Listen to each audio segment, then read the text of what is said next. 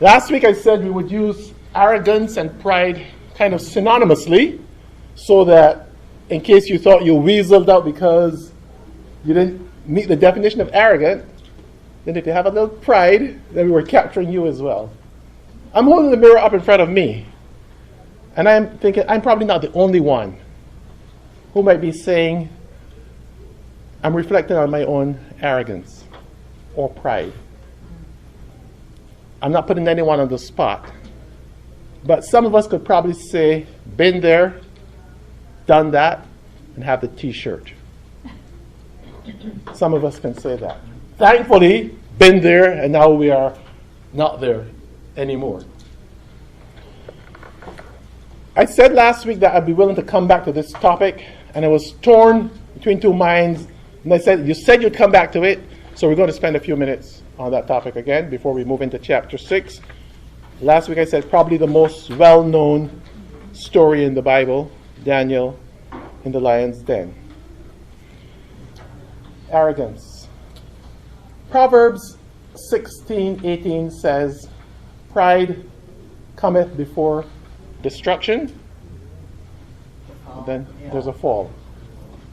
A haughty spirit before the fall. Maybe I need to find other hobbies, but I watch a lot of preachers.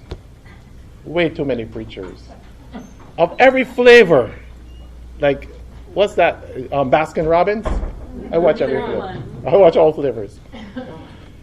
And sadly, you get into ideas, well, should I watch this preacher because ideologically and theologically we differ on certain things? But there are some people in some camps, they're such dynamic preachers that you look past that. Many years ago, Mark Berg, former Corps Sergeant Major, said one Sunday when I was trying to teach Wesleyan orientation, he said, how does it matter as long as we love the Lord? And I took umbrage with that, but that was 20 years ago. And I reflect on it and say, love the Lord.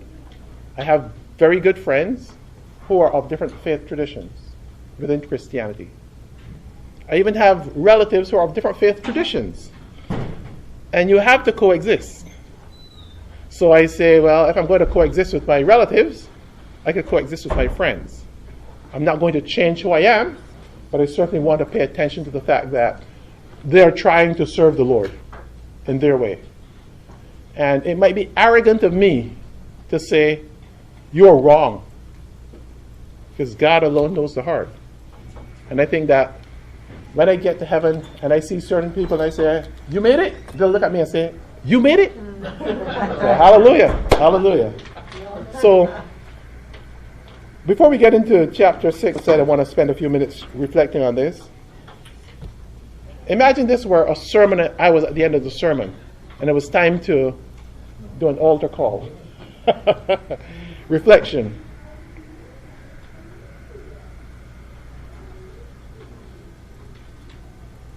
So this past week, those of you who watch as many preachers as I would probably know that another well-known celebrity pastor fell. In the Reformed tradition, once saved, always saved, many, many years, dynamic, and now the question in that tradition would be, was the person saved at all? Thankfully, in the Wesleyan camp, we don't ask that. We believe that you can fall and you can be restored. We don't ask that question of whether or not you were saved. And I'm not trying to pick sides here. I'm just saying that that's the tradition we have. We don't grapple with that the same way folks in the Reformed camp do. I'm not going to repeat the story or the situation. If you don't know about it, you're probably better off not knowing about it. But I'd say in the past 6 weeks or 7 weeks, at least 3 celebrity pastors have come under the microscope. And I'm guessing that if the microscope, maybe microscope is the wrong word. Microscope, yeah, right. Spotlight would shine, a lot more of us would want to hide from the spotlight. Thank you, Kathy. Spotlight. Hide from the spotlight because we don't want our situations outed. If we've given it to the Lord and He has forgiven us, we say, thank you for forgiving me, but please don't broadcast my sin all over the world because it wouldn't be pretty.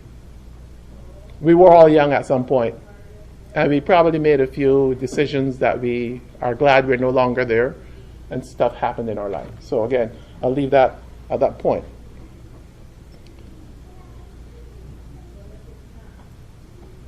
I'm tempted to say that perhaps the individual who believed that once saved, always saved, and fell, and preached for many, many, many years, and was dynamic, was probably a little arrogant. Arrogant to believe that I can sin and hide it, and stand before my congregation every Sunday and teach, even though I know that I'm out of alignment with what the Lord wants. So I call that arrogance, because it takes a lot of guts to stand before your megachurch and preach when you know that your life is not aligned with God's desire. So I'm hoping that this individual would be willing to view the world from a Wesleyan or Arminian perspective and say, I can be restored, and I was saved, and I fell. Again, I'm not pushing that point anymore, because I know that we have many backgrounds in here, and I don't like to create unnecessary noise. At times like this, my go-to song, it used to be a chorus from the Salvation Army songbook, and now, thankfully, it's listed as a song. It's number 650. Or the wrong songbook. Before you read that, Eddie, Yes. I might have been listening to the same preacher as you on TV. It was a Baptist preacher. Oh, no. I was trying not to mention it. Oh, he said this. Imagine a Baptist saying, I'm not a Calvinist. And then he says, I'm not an Armenian. He says, I'm a biblicist. I like that. Okay. So where was I? I was telling about this song, and I'll say it by heart because I brought the songbook we have is the old one, and I guess it's in there as a chorus. But it's my go-to prayer. It says, if on my soul a trace of sin remaineth, if on my hands a stain may yet be seen, if one dark thought a wearied mind retaineth, oh, wash me, Lord, till every part be clean. We sing the song to the tune Danny Boy or Londonderry Air, and I would sing it, but that song has a whole range that I can't get up to the high notes. I know I can't. I'd have to go really low down to start to get to the high notes. For I would live that men may see thyself in me. I would in faith ascend thy holy hill, and with my thoughts in tune with thy divinity would learn how best to do thy holy will. It's number 650. If the sermon gets a little long and tedious, number 650 is the song you want to look for. You know, I tease every Sunday. That's not new. Anyway, so that's my go-to song, because it reminds me to humble myself before the Lord.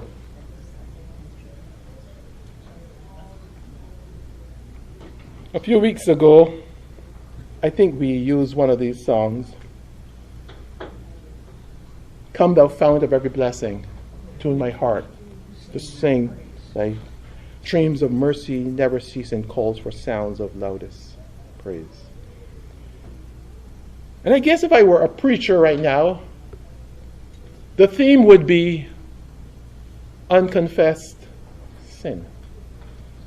Especially if you are the preacher type. Unconfessed sin. Unconfessed sin is what's going to cause most of us to stumble. If there's sin, it needs to be confessed. Dare I say, prolonged unconfessed sin. In other words, you wallow in this situation when you know it's wrong and you hide it. Me. Prolonged unconfessed sin. Hopefully, a merciful God will just say, you're being a little naughty now. Can you fix that? Or do I need to bring up the rod of chastisement and fix it? Prolonged unconfessed sin. Make sure that we do not dwell in a world of prolonged unconfessed sin. Last week I said we have a mercy seat or an altar. That doesn't get used a lot, partly because preachers don't know how to, don't encourage it as much as we used to in the old days. But anyway, that's enough of that. So as I close the thought completing last week's session, I won't say any more about that. What I said was, here's how I listed aspects of arrogance. and aspects of humility, and I used it as a signpost. And I was saying you could head further and further into arrogance, and you have to make sure that you're not moving in that direction. I used 6 of the fruit of the Spirit under my path to humility, and I was trying to find the opposites, but after a while I just said, okay, let's put some words up here. Again, this is for those of you who were not with us last week, just to give a sense as to where we were.